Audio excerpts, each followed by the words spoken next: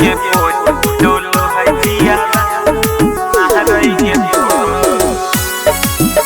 पिया महरई के पोज डोलो है जिया पिया महरई के पोज महरई के पोज सखी चलई के झाड़ के पातर पियाबा सखी चलई के झाड़ के पातर पियाबा जब मारो है पोज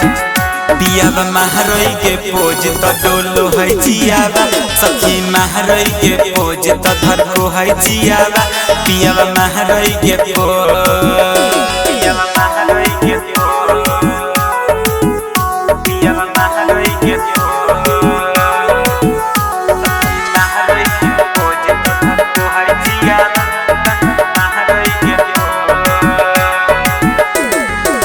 पतर बलमुआ में सब सुख हा कई गे सब सुख हा कई हमर भतार सखी बढ़िया से रखई गे बढ़िया से रखई बढ़िया से रखई पतर बलमुआ में सब सुख हा कई गे सब सुख हा कई हमर भतार सखी बढ़िया से रखई गे बढ़िया से रखई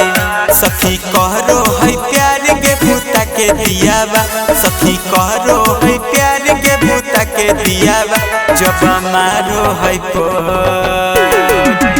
पियाबा महरई के पोज तो डोलो है जियाबा सखी महरई के पोज तो धरको है जियाबा पियाबा महरई के पोज पियाबा महरई के पोज डोलो है जियाबा महरई के पोज पियाबा महरई के पोज डोलो है जियाबा पियाबा महरई के पोज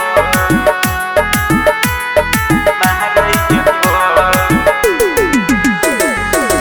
मिलल भतार सखी लभर से सुपर गेल भर से सुपर बड़ी निक लागे जब देखो नीचे ऊपर गे देखो नीचे ऊपर